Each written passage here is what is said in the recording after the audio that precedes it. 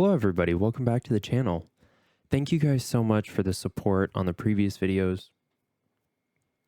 And I'm really excited about this episode. So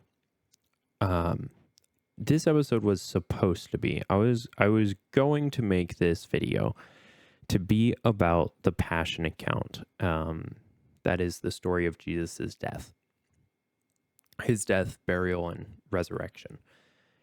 But I realized in preparation for this video that there wasn't really a point in me telling you that story or that account without telling you why it's important or why you should even believe it in the first place. So this video is going to be a little different because rather than going through a Bible story or an account from the Bible, instead, we're going to just talk about the Bible itself, specifically the beginning of the New Testament, the four Gospels.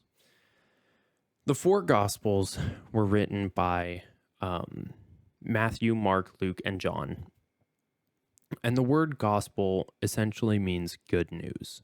It was the accounts of eyewitnesses that were to share the good news about who Jesus was and what he did for humanity. The first three of these Gospels are called the Synoptic Gospels. The word synoptic means seen together. So they follow a similar timeline, a similar order of events, and they show Jesus's life from start to finish. John's, however, is a little bit different. John's gospel is still about the life of Jesus, but rather than being in a timeline, it's more topical. And we'll explain why that is in a moment. But how did we even get the Gospels? So there's three primary theories about how we got the Gospels, and honestly, two of them are pretty historically negligent compared to the third one. So the first one is called the two-source hypothesis.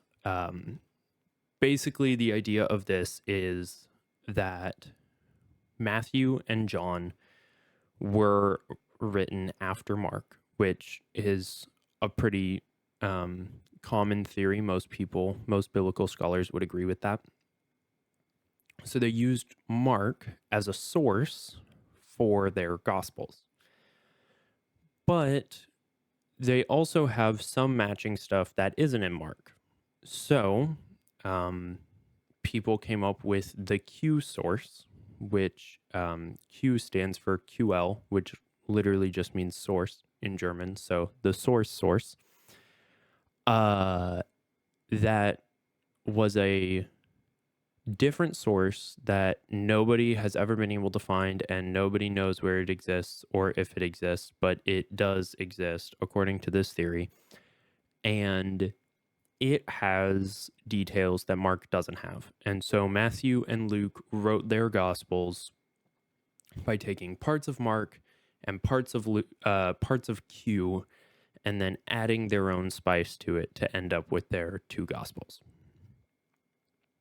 The issue is, like I stated, nobody has any evidence at all about the Q source.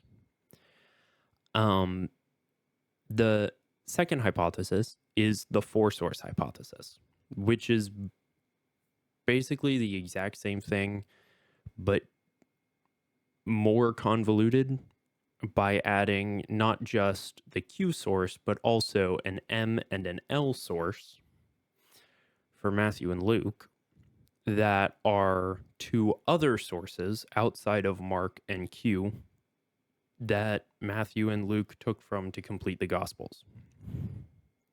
Now, again, like the Q source, the M and the L sources have no evidence in history, either through being mentioned in other writings or through any sort of archaeological evidence of them. So really, these two sources are attempts at explaining how the three synoptic gospels were written without, in my opinion, without using common sense. And the reason I say that is because of the third hypothesis, which, in my opinion, makes the most sense, which is that Matthew and Luke and Mark, who Mark was John Mark, he was not an apostle, but he was one of the disciples of Peter the apostle. So Mark wrote Peter's experience. Matthew and Luke were both apostles.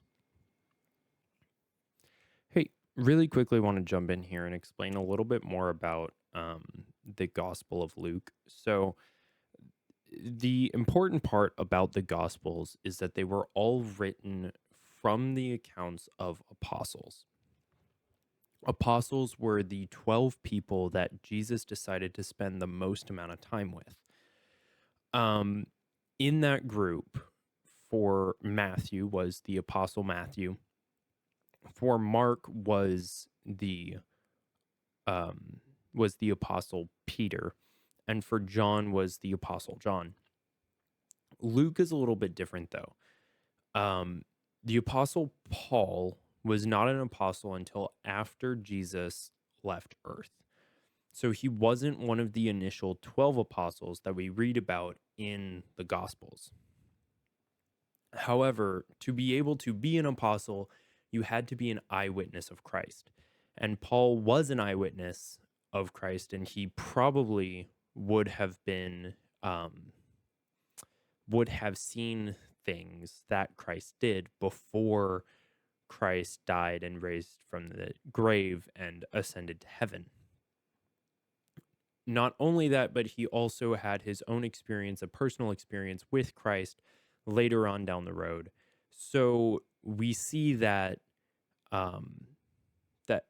that Paul was an apostle, but more importantly, in the very beginning of Luke, I have my Bible here. In the very beginning of Luke, when he is giving an address to Theophilus, he says, "Inasmuch as many have taken in hand to set in order a narrative of those things which have been fulfilled among us, just as those who from the beginning were eyewitnesses and ministers of the word delivered them to us, it seemed good to me, also having had perfect understanding of all things from the very first, to write to you an orderly account, most excellent Theophilus, that you may know the certainty of those things in which you were instructed." So we see here two things. One, that Luke's account is written off of the accounts of eyewitnesses. Most likely, since he was such good friends with Paul, he probably wrote his book based off of the eyewitness accounts of all of the other apostles as well. The 12 apostles specifically. Not only that, but he also states that he has a perfect understanding, which means that to some degree there was a divine revelation, which means that God gave him the events to some degree, or an understanding of the timeline to some degree, so that he could write it correctly, and so that he could write it perfectly, in perfect understanding for us to be able to read. So I wanted to clear that up. He was not an apostle, which I did misspeak about. And Paul was an apostle, but he was not one of the 12 apostles. We can go over kind of how many apostles there were and what happens with them in a different video, because it would be pretty long to explain. But he was Paul was an apostle, Luke was not, but Luke's gospel is based off of the eyewitness accounts of multiple people, the eyewitnesses that he says, as well as most likely some sort of revelation from God, some sort of understanding from God about how all of it works. And so the third theory is that all three of them, Matthew, Peter, who Mark wrote for, and Luke, all shared the same experience. And because they shared the same experience, they all wrote very similar things about what happened. And since all three of them were doing a timeline, they wrote it in the same order. And because each of the three people were different, they wrote some things slightly differently. They included some details where other people lacked details, because that's what happens if you ask three people to give an account of something. If three people went on vacation and all three of them came back and you asked them separately, how was vacation? What did you guys do? The three of them would give a very similar timeline of events, arrival, what we did the first night, what we did the second night, departure, things like that. They would give probably some similar details about where they went, who they talked to, what they did, but they would also give different details. Some people notice other things. Some people notice some things more than others, because of who they are, their background, where they were standing at the time, right? So details can shift and change depending on who is telling the story. I don't know why that isn't just the consensus. I don't know why these two theories even came into existence. But those are the three main theories. So Matthew, Mark, Luke, Matthew, Peter, Luke, and John were all apostles of Jesus Christ. They followed him for 3 years roughly and lived every single day with Jesus. And because of that, they all shared the same experiences. But Matthew was a tax collector before he became an apostle of Jesus. Peter and John were both fishermen, and Luke was a doctor. He was a physician. So Matthew, Peter, and Luke all came from three different professions, three different education levels, different backgrounds. So of course they're going to look at different things differently, and they're going to pick out different details. So now you might be asking, well, I've heard that there are more than 4 Gospels. And you would be correct. There are other books that title themselves as Gospels. There's the Gospel of Peter, not the Gospel of Mark, who wrote it according to the account of Peter, but the Gospel of Peter. The Gospel of Thomas, of Mary, of Judas, of Philip. These are all false, fake Gospels. They were written by people who were not apostles, who did not actually live the events, but they ascribed the name of someone important in Christianity to the gospel. The reason for this was there was a heresy. There were a lot of heresies in the early church, but there were some very specific heresies that arose early in the Christian church in the early hundreds. And what the people did, a heresy, by the way, is basically a false gospel, taking the gospel and twisting it into being something different that would lead people away from Christ rather than leading them towards Christ. And what the followers of these heresies would do is they would write books like the Gospel of Peter or the Gospel of Thomas or the Gospel of Philip, and then they would ascribe it to Peter, Thomas, Philip, respectively, and then try to start circulating those as actual gospels that were written by the people they claimed to be and were just recently found. all of these are thrown out because they do not agree with the rest of the Bible. For example, this will be a quick and easy example. Throughout the 4 Gospels that are canon, Jesus lives with his apostles. They travel around. There are disciples that follow him as well. But they are not mentioned very often. And there is no mention of Jesus having any sort of romantic interest in anyone. In the Gospel of Philip, Jesus is shown as having a romantic relationship with Mary Magdalene, and kissing her and things like that, which doesn't match with any of the way that Jesus acts in any of the rest of the Gospels.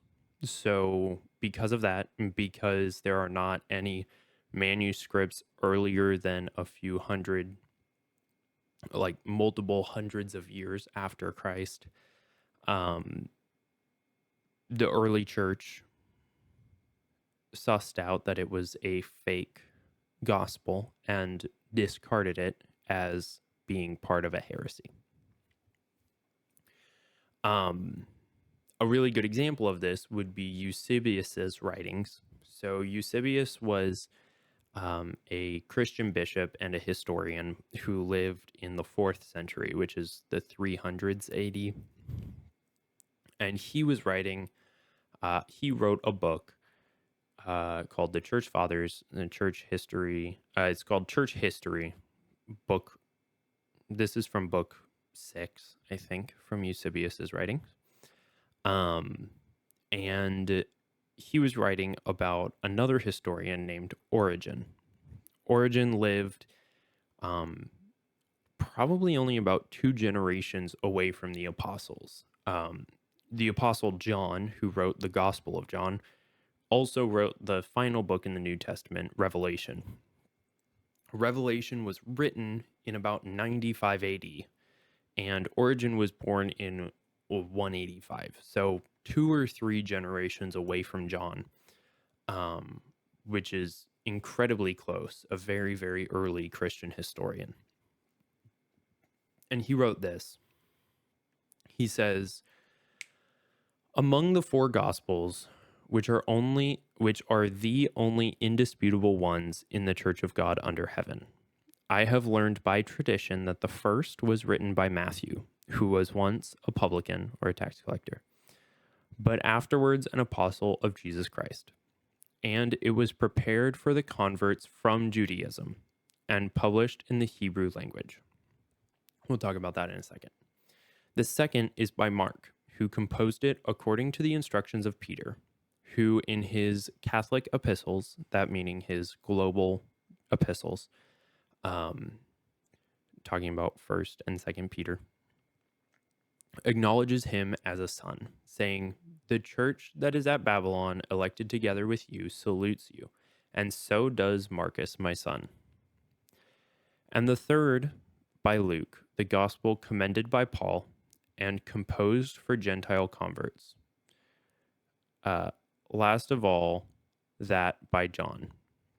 In the 5th book of his expectations of John's gospel, he speaks thus concerning the epistles of the apostles. So we see here that these are the 4 gospels that in sometime in the 2nd century AD, these were the 4 gospels that were indisputably the gospels for the Church of God. So what are the 4 gospels? So the 4 gospels, like I said, were written by 4 different people: the apostle Matthew, John Mark, which is why it's just called Mark and not John Mark, because there's also a gospel according to John. So the gospel according to Mark, according to Luke, and according to John. The Gospel of Matthew was written to a Jewish audience, which is what Origen tells us. And we can see that not just in the not just because of what Origen says, but also in the writing of the gospel itself.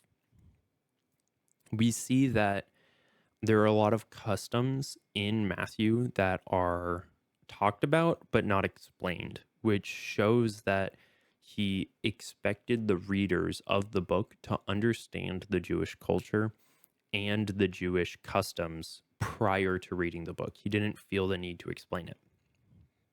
He also opens up with a genealogy.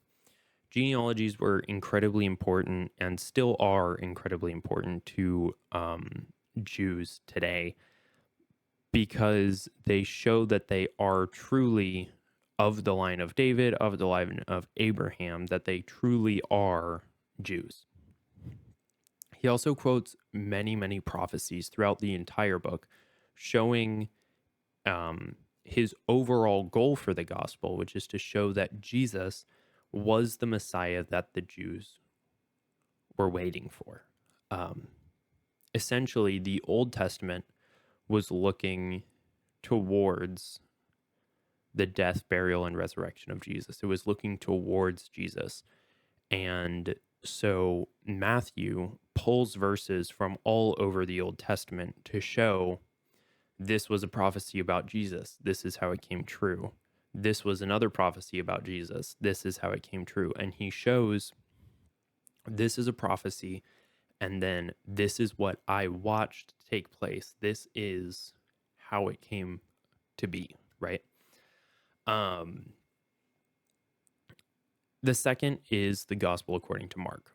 Now, this, rather than being to Jews, this was to Gentiles. This book was written to Roman believers, and like I said before, it was based off of Peter's account. A lot of times Mark would translate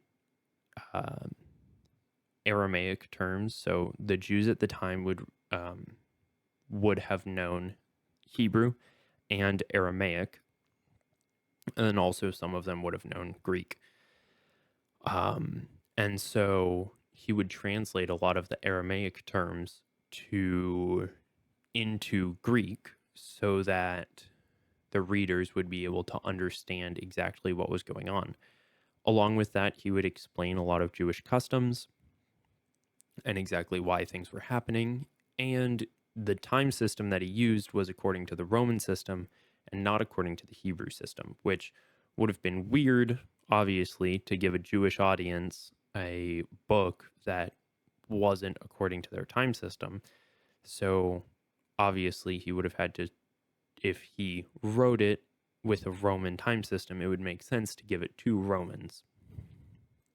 And the whole point of Mark's gospel is to show Jesus as the suffering servant, to show him as being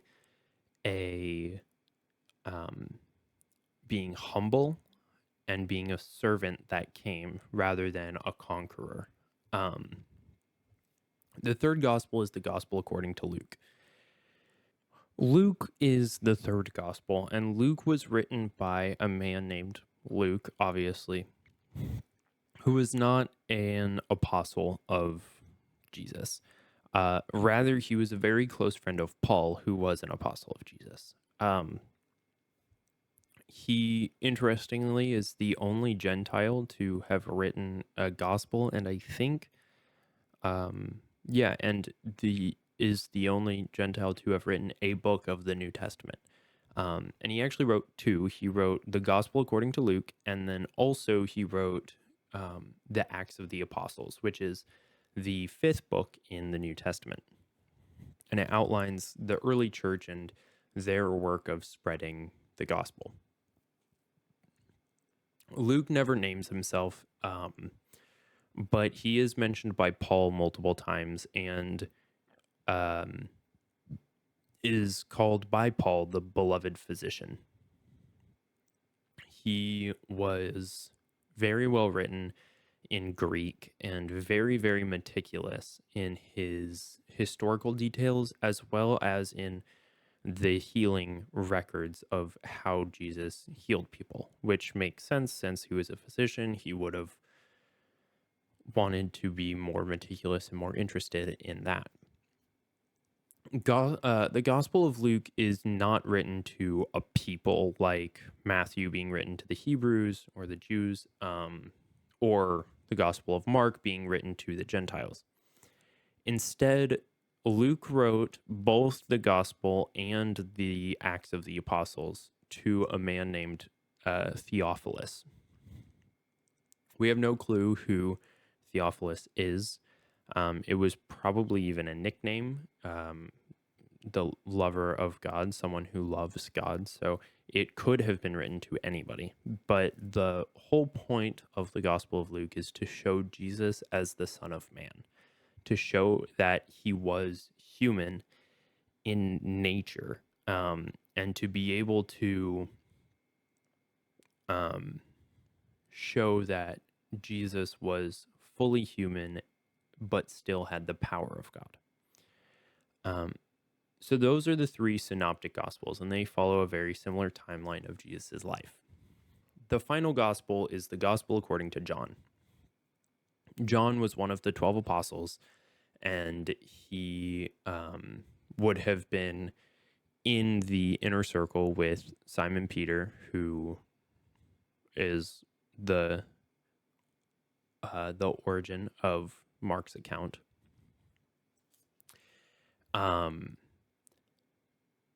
Tradition holds that John wrote the gospel after knowing about the three other gospels. So he knew and had probably read the synoptic gospels, and then decided to write one of himself, for himself. And it's interesting because since he knew that the timeline of the life of Christ had already been documented well, he chose to go a different path with his gospel. In this path, he writes specifically for the purpose that you may believe, is why he writes it. And it's basically the flip side of the coin from the Gospel of Luke. So the Gospel of Luke focuses on Jesus as the Son of Man, as being fully human. But John's Gospel focuses on Jesus being the Son of God, being fully God. And we can see this very distinctly just in the very, very first chapter of the Gospel of John. Let me flip to it.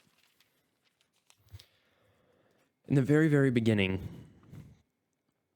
John, literally John 1:1 through, I don't know, I'll go to like 4 or 5, and then I'll skip to verse 14. And it says, "In the beginning was the Word, and the Word was with God, and the Word was God. He was in the beginning with God. All things were made through him, and without him nothing was made that was made. In him was life, and the life was the light of men. And the light shines in the darkness, and the darkness did not comprehend it." So that's talking about the Word.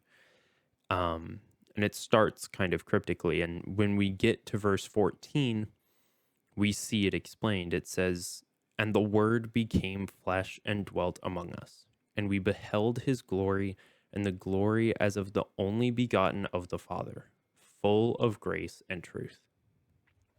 And so we see here that John starts his gospel not showing a genealogy like Matthew or Luke do, and not showing Jesus as being a humble servant like Mark does, but instead he shows Jesus as being the eternal God, and not just that, but the creator of the universe, that everything that was made through him. He is in Genesis. If you watched my Adam and Eve video, he was there at the beginning of time, and everything that was made through him, because he is the Word. He is the Word of God, right? So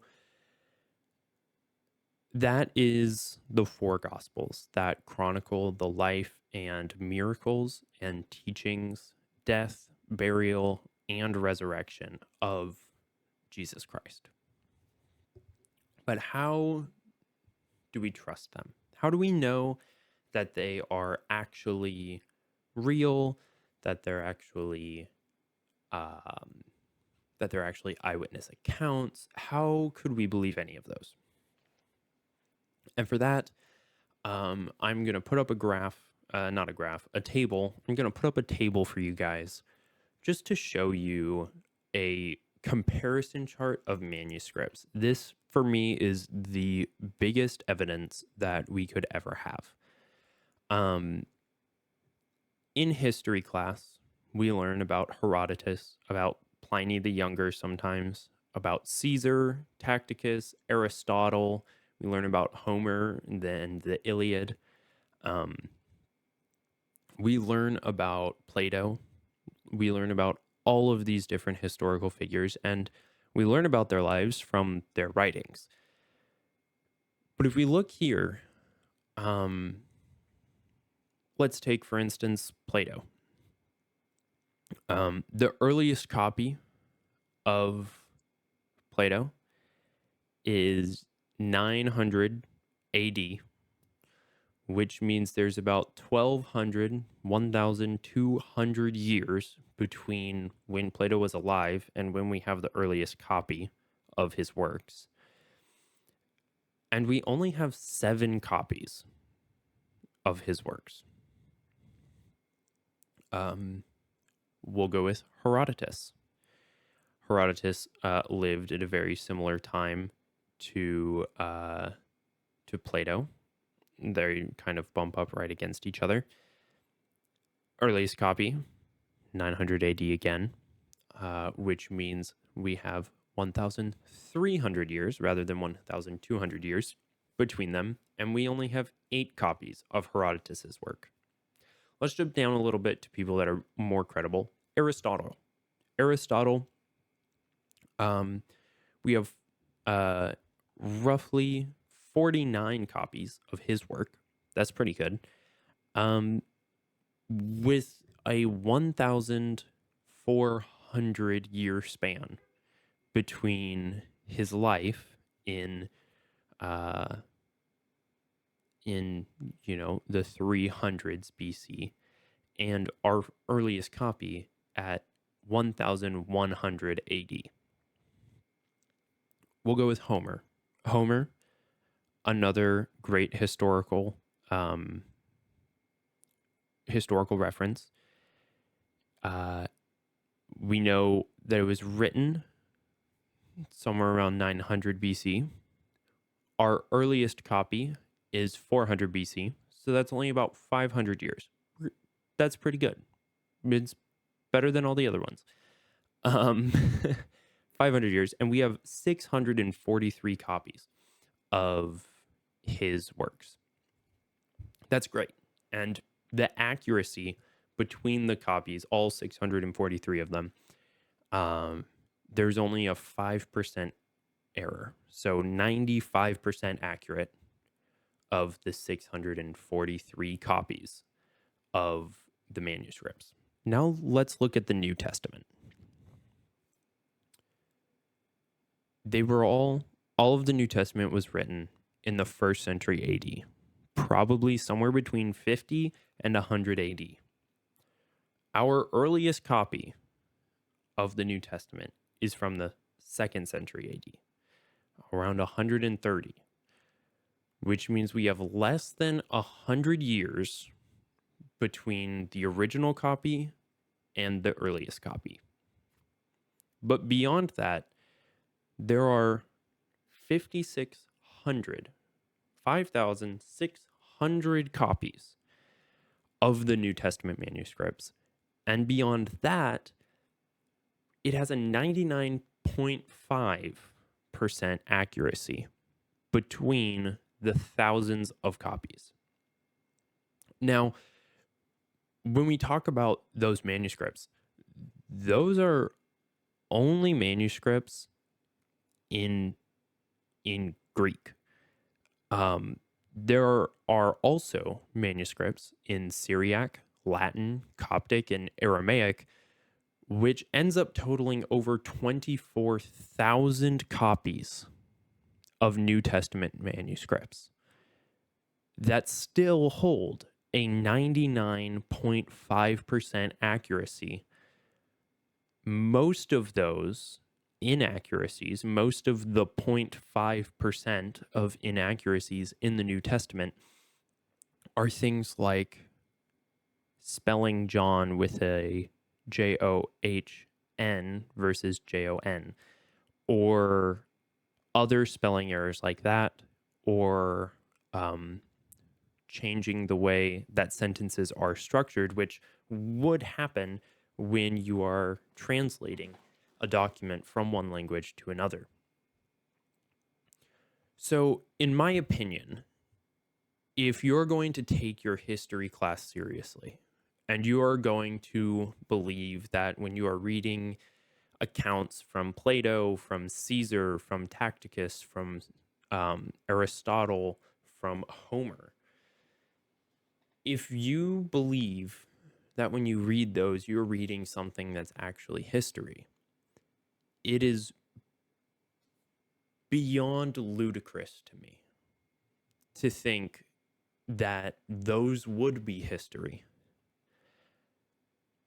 when there's less than 50 copies of the majority of the people that I just mentioned, and less than 10 for most of them, when there are thousands and thousands and thousands of copies of the New Testament and the New Testament writers. In my opinion, it's ludicrous. So we'll say, whether you'd like to believe it or not, whether that is convincing evidence to you, it is to me. But whether it is to you or not, we'll say that the four Gospels and the rest of the New Testament is real, that it was written by who it says it was written by, and that the Gospels themselves are eyewitness accounts of this man named Jesus, who was born in Bethlehem, who lived and grew up in Galilee, in Judea, around the turn of history. So what do they say about Jesus, and why, and what important things do they say about him? Well, I'm going to give you guys 3 very important things that the Bible says about who Jesus was. The first is that he is fully God and fully man. This is where the Gospel of Luke and the Gospel of John kind of come into play here. The idea of this is called the Hypostatic Union. That's your big theological term. And it's the idea that Jesus was both fully God and fully man, which doesn't make sense to humans. You can't be 200% of something, right? You can't be 100% God and 100% man. But if he's the creator of the universe, and the Bible says he is, and as we just saw, it is more historically founded than almost every other ancient history book that we could have, then he could do whatever he wants. And if he'd like to be fully God and fully man, that's up to him. But how do we know that? How does the Bible say that he is fully God and fully man? Well, for that, we're going to look at a couple different places in the Gospels. And I'm just going to give you guys one of each, one of fully God, one of fully man. The first is going to be in Mark chapter 2. So in Mark chapter 2, verse 5, Jesus is teaching in a house, and there is a group of friends and a man who has been paralyzed since birth, I believe. And the men are trying to get their friend to Jesus. And the way is blocked because there are so many people between them and Jesus, who's inside of a house. So instead of giving up, they go around and they climb on top of the house and they take away part of the roof of the house. And they put their friend on ropes on the cot that he was on like the stretcher that he was on. And they lower him through the ceiling into the middle of the house in front of Jesus, where Jesus is teaching, and completely interrupt the teaching. Okay. And as he gets lowered down and he's laying on the ground in front of Jesus. And it says in verse 5, when Jesus saw their faith, he said to the paralytic, "Son, your sins are forgiven you." And some of the scribes were sitting there and reasoning in their hearts, "Why does this man speak blasphemies like this? Who can forgive sins but God alone?" So we see here in Mark 2 that Jesus doesn't claim to be God. Instead, he forgives somebody of their sins, which he can do because he is fully God. And this wasn't just some act that he did. The scribes, who were some of the religious leaders at the time, which we will learn about in the next section, talking about the history of Israel at the time. But the scribes, who were some of the religious leaders, immediately they see that he's claiming to be God. He is claiming that he is God. And then we see in John chapter 10, another very good example of him claiming to be God. We see, this is much more direct. Chapter 10, verse 30, one page off. Jesus is talking, and he's talking about a shepherd, and he is talking about himself as being a shepherd.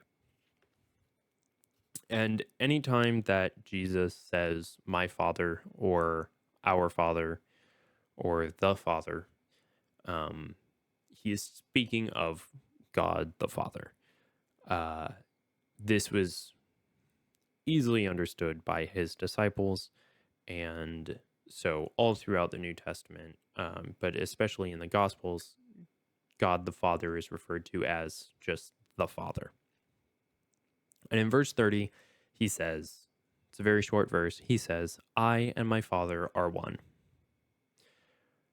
He very explicitly here explains that he is God. He is of equal status to God. He is one with God the Father, the Creator, whom the Israelites worship.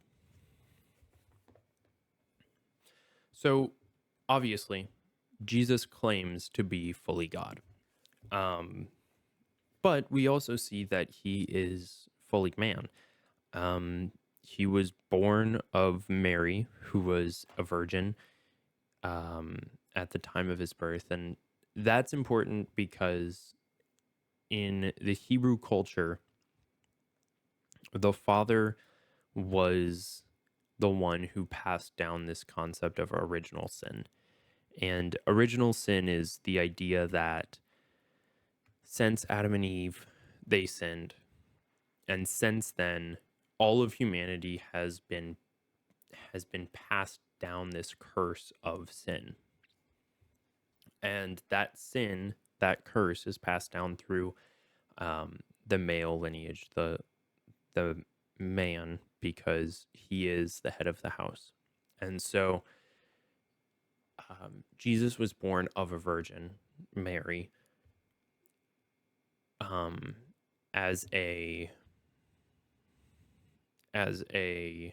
show that, one, while being fully man, he was also fully God. And because he did not have an earthly father, but two, because he wasn't corrupted by original sin.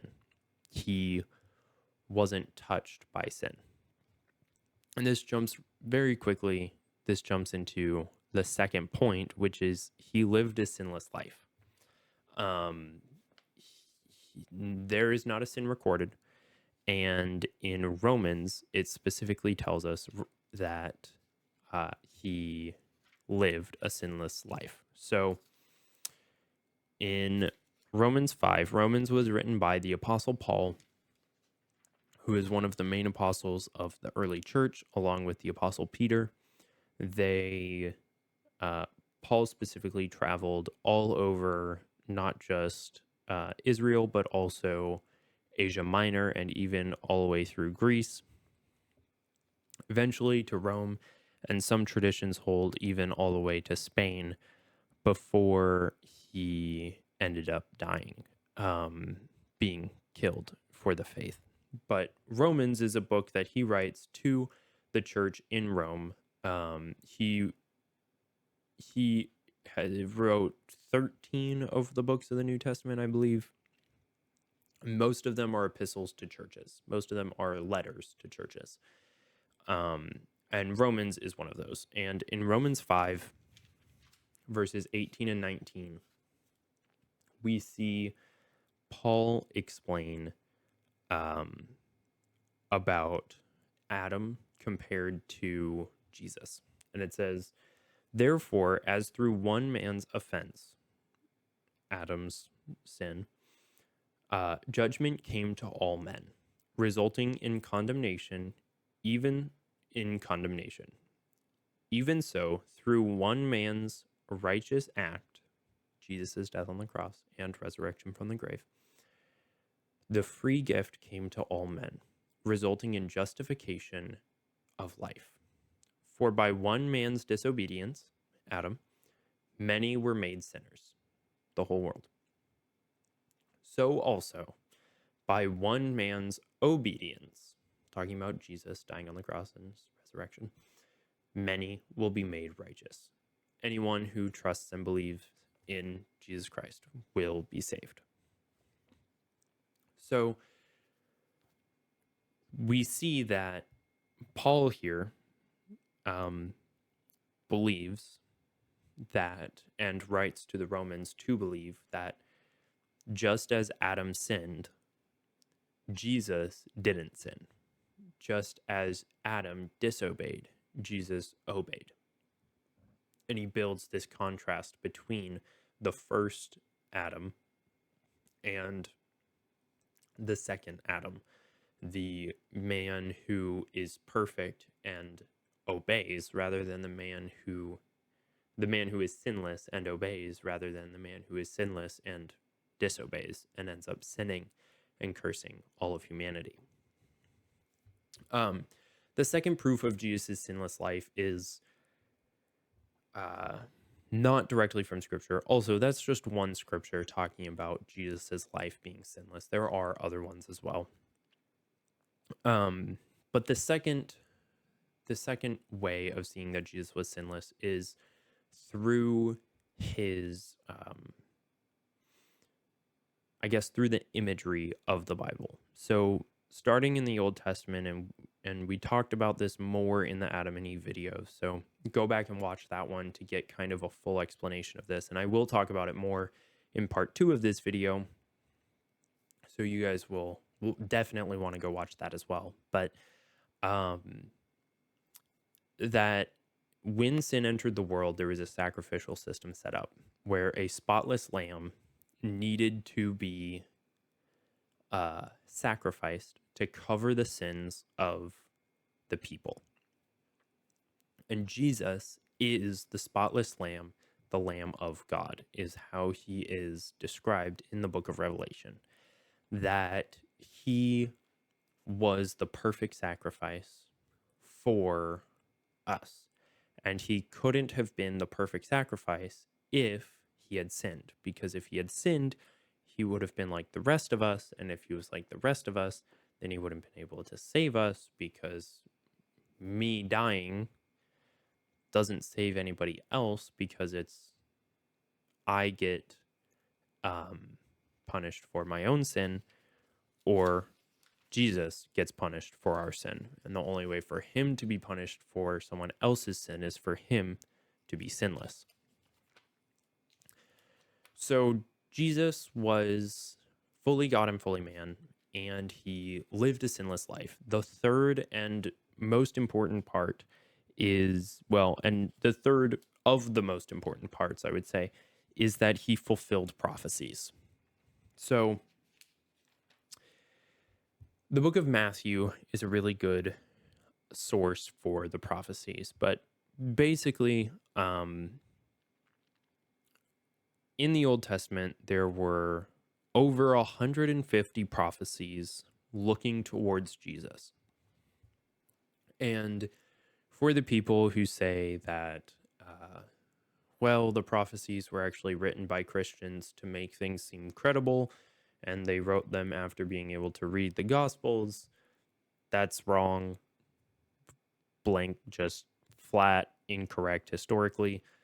The Dead Sea Scrolls are a really good example of that. They were found in like the early 1900s, 30s or 40s, and they contain entire books of the Bible, but also thousands of manuscripts of Genesis, Exodus, Ezekiel, Isaiah, books that were written thousands of years before Christ. And we have manuscripts from hundreds of years before Christ that, like Isaiah, we'll actually be reading from Isaiah here in a second, that show that at least hundreds of years, if not thousands of years, before Christ was even born, before Mary, the mother of Christ, was even born, that these prophecies were written about Jesus long before anybody could have known that he was coming. So, we're just gonna read parts of the first 2 chapters of Matthew, because Matthew wrote to the Hebrews, and so he includes a lot of prophecy. So we see Matthew 1:22 and 23. Matthew says, so all this was done that it might be fulfilled, which was spoken by the Lord through the prophet. This prophet would be Isaiah. Behold, the virgin shall be with child, and shall bear a son, and they shall call his name Emmanuel, which is translated, God with us. So Isaiah 7:14 is the reference that Matthew is referencing there, and Isaiah 7:14 says exactly that that a virgin shall be with child, and she would bear a son, and they would call his name Emmanuel. Later on in chapter 2, Matthew quotes Micah 5:2, where he says, "But you, O Bethlehem, in the land of Judah, are not the least among the rulers of Judah, for out of you shall come a ruler who will shepherd my people Israel." This is alluding to the fact that Jesus would be a ruler, not physically, but spiritually a ruler of the, not just of Israel, but become a ruler of the world. Finally, we also see that in chapter 2, verse 14, so Jesus is born. Jesus' parents are from Nazareth. They have to go to Bethlehem for a census. So they go to Bethlehem. That's where he's born. So he ends up being born in Bethlehem. And then the ruler of Bethlehem, who is Herod, he hears about the child who is called the King of the Jews and gets upset about it, and he tries to kill all of the infants. Because of this, Jesus' parents, Joseph and Mary, are warned by an angel to flee and go to Egypt. So they go to Egypt, and in Hosea 11:1, we see that the prophet says, "Out of Egypt I called my son."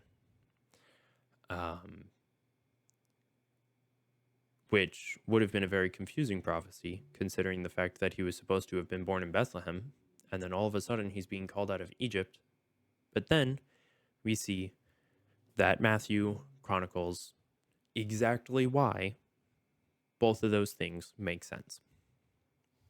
There is a mathematician named Peter Stoner who wrote a book called Science Speaks, and I don't believe it's in print anymore, but he calculated the probabilities of Jesus fulfilling the prophecies from the Old Testament in his life, and he concluded basically that it would be completely improbable, if not impossible, for it to happen.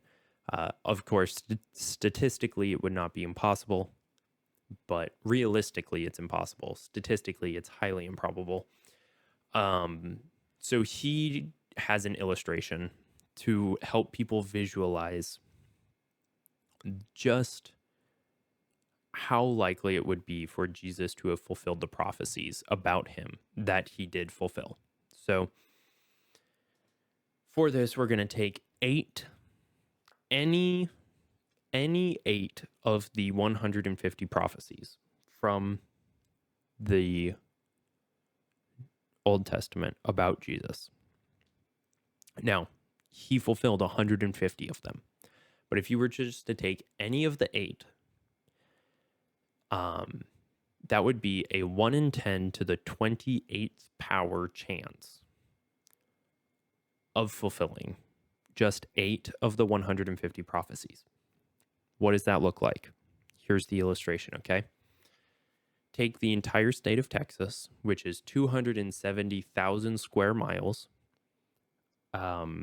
Texas could fit multiple European countries inside of it, like 5 or 6 of the smaller European countries inside of Texas. Fill it 2 feet deep with silver dollars and put an X on one of the silver dollars in the 270,000 square miles, 2 foot deep pile of silver dollars. Then choose somebody at random, blindfold them, drop them randomly in the state, let them walk to wherever they want in the state, reach down into the 2 foot, 270,000 square mile, 2 foot deep, 270,000 square mile pit of coins and pull out one coin, the coin that has the X on it. That's the likelihood of 8 of the 150 prophecies that Jesus fulfilled in his lifetime.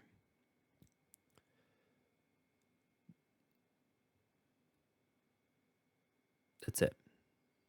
I have nothing else to say on that. So quickly, to wrap up here, I'm just going to kind of explain the history, the historical context of how Jesus came in, and this is going to lead really well into the next video. But basically, just a quick history of kind of what's happening at the time for Israel. So Alexander the Great is a Greek. He takes over the world, as we all know. When he dies, his kingdom gets split into four major kingdoms after his 4 primary generals. The 2 that are the most important are the Ptolemies and the Seleucids. The Ptolemies reigned over Egypt and over Israel for a time, and then the Seleucids reigned over Syria and over Israel. They took it from the Ptolemies. The Seleucids were really bad. The Jews ended up sparking a revolution, which is the Maccabean Revolt. This is where we get the festival of Hanukkah, is from the Maccabees. Rome allies itself with the Jews against the Syrians, that is the Seleucids, to try to take over the land. They eventually take over the land, and Rome was like, yeah, you can practice Judaism, but just don't be terrible. Herod, who ends up being the king over Judea, he ended up growing up with Julius Caesar and Mark Antony. And so when Rome took over and Julius Caesar was the emperor, this is the Roman Empire after the Republic. When Julius Caesar takes over as emperor, Herod gets promoted to be the king over Judea. That is the king of the Jews. This happens. Augustus Caesar ends up reigning from Rome between 27 BC and 14 AD. Herod was ruling over Judea about 10 years before Augustus Caesar because Julius Caesar and Mark Antony, that friendship. So he ends up ruling over Judea. The Bible ends up mentioning a bunch of Herods. The reason for this is because Herod was a family name. So it would be like Ruler Smith, right? And so there's like Smith the First and Smith the Second and Smith the Third, right? That is basically what Herod is. So there are multiple Herods over the course of the Bible. They're not all the same Herod. They're different Herods, okay? Also, quick side note, I know we're not talking about Jesus' birth, but obviously Jesus being born is a pretty important part of his life. Jesus was actually born somewhere between 6 and 4 BC, which I know is not what you would think, because you'd think that 0 AD or 0 BC, right? Same year. You'd think that Jesus was born in 0, since BC is before Christ and AD is Anno Domini, the year of our Lord. But people did the math wrong. 1,000 years after Christ was born, people did math incorrectly and didn't have the right historical record for it. So all of our years are shifted by like 4 or 5 years. So Jesus was actually born probably in like 5 or 4, but definitely somewhere between 6 and 4 BC, because 4 BC is when Herod died. So he had to be born before that, and we know that right before Herod died, he had the decree to kill all the infants. So had to be somewhere around there. That's kind of an overview of the Roman Empire. I've always thought the Roman Empire was really confusing because it was like, this person rules, they get killed. Another one rules, they get killed. Somebody with the same name as the first person, but it's a different person, is ruling now, you know? It's always really confused me. The Hebrew culture is much easier. So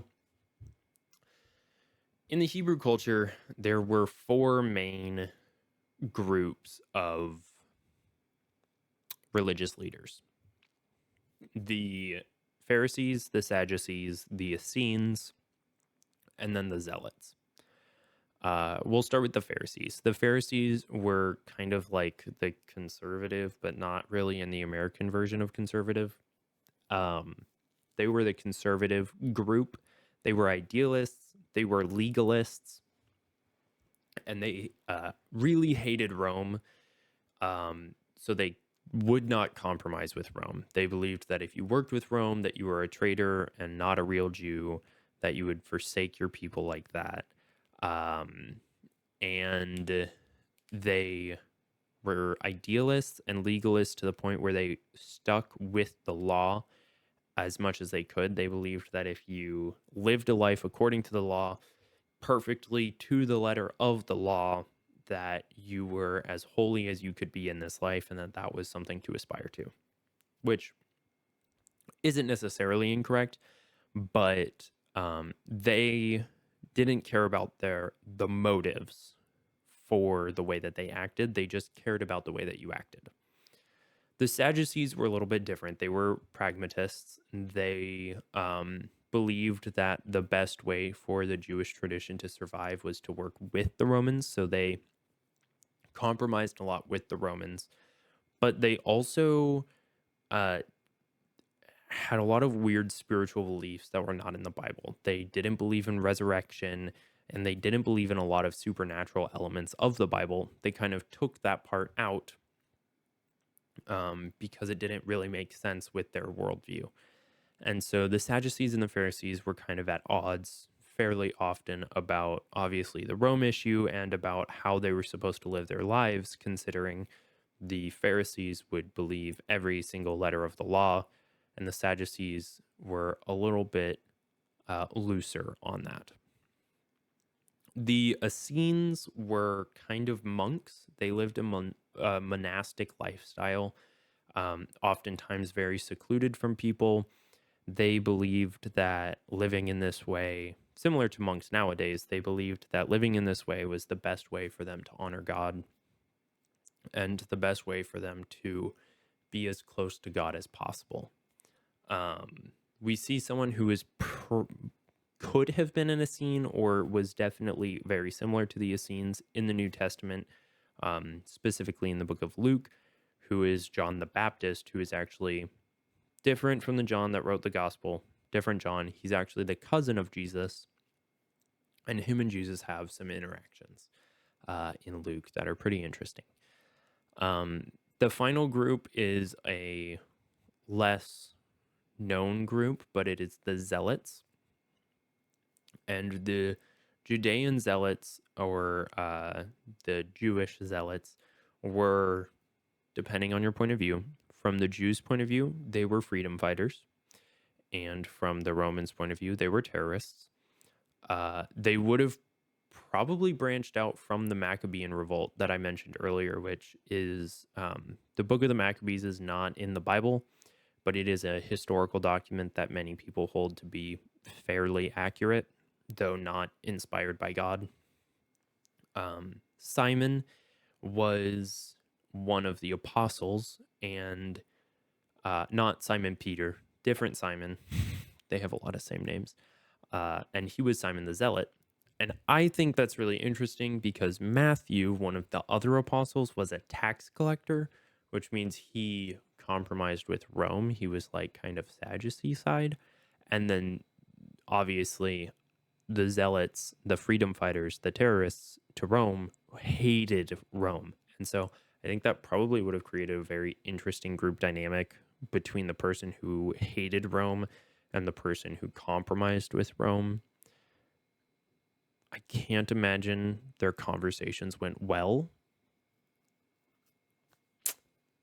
but it doesn't mention any sort of spats between them because obviously it's not important. I just like to think about that. I think it would probably be interesting. But those were the four main groups in the Hebrew culture that really influenced the culture around the time of Christ. And one of the big things that we see in the New Testament is that the Jews don't understand that Jesus came to save them from their sin.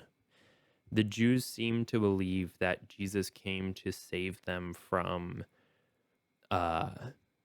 Rome and not from their sin. And there are prophecies about him setting up an empire or things like that, but it doesn't fully make sense that they would believe, just from reading the Bible, it doesn't fully make sense for them to believe that he came to save them from Rome specifically. But Louis Ginsburg, who is a Jewish rabbi and a Talmudic scholar, which the Talmud is the part of the Jewish law, Jewish scriptures, he gives a really good quote. I'm just going to read the quote here. He gives a really good quote to show us, and he has good writings about the mindset of the Jews. He says, "The material starting point for the messianic idea is, of course, to be looked at in the particular circumstances of the national and political life of the Jewish nation. Israel, in suffering and agony, clung to the hope of seeing a scion of the glorious house of David as its anointed king, Messiah, restore it to its old glories. So we see that because of the Roman Empire, because of the Greek Empire, the Syrian Empire, the Greeks, the Ptolemies, the Seleucids, and then the Romans, that because of all of the suffering that they had gone through with the change of leadership and the way that they treated them, the zealots that came out from the Maccabean revolt after the king of the Seleucids desecrated the temple in Jerusalem and dishonored God, that because of their suffering and their agony through all of that, that it shifted their thinking of the Messiah being a spiritual Messiah into being a physical, conquering soldier Messiah that would be born and that would fight for them and bring back the glorious house of David, the kingdom of Israel, the kingdom that David ruled and united together to end up becoming a very powerful but small empire for a time being. So because of this shift, when Jesus came and was born in Bethlehem, a nothing town, and fled out of Egypt and grew up in Nazareth, which was a slums of a town, basically. He came as a nobody. He came humble. And because of that, the Jews didn't understand that he was the Messiah, because they were looking for a knight in shining armor, riding a horse, who would fight and kill all the Romans. And instead, he came on a donkey, which we'll talk about next time. He came on a lowly animal, humbly, healing people and helping people, forgiving people their sins, but avoiding the Romans to the best of his ability in most cases, and even many times avoiding the leadership of the Jews, avoiding the Pharisees and the Sadducees, because his goal was not to overthrow a government or to overthrow the leaders. His goal was to save people. He came to save the lost, and so that was what he did. So that's the end of this video, you guys. I'm glad I split it into two parts because this video is long and I didn't really feel like doing a 2-hour long video for you guys, because I feel like you wouldn't watch it, because that is a long video. But yeah, so that is the end of this video. Hopefully the little history lesson was really good for you guys. Hopefully you learned some stuff. Next video is going to be about Jesus and the Passion stories, so buckle in for that one. That's going to come out in December. I'm really excited about that one. I think it's going to be really, really good. So please come back and check that out. Make sure you guys comment any questions you have, any feedback you have, anything like that. Like, subscribe, send it, share it with your friends, share it with your family. It's just history. I think it's good history to know. We numbered our years after the time period that I'm talking about for a reason, because it's the most historically significant event that has ever happened and ever will happen. So thank you guys again for the support. Thank you guys for watching. I will see you guys next time, and God bless.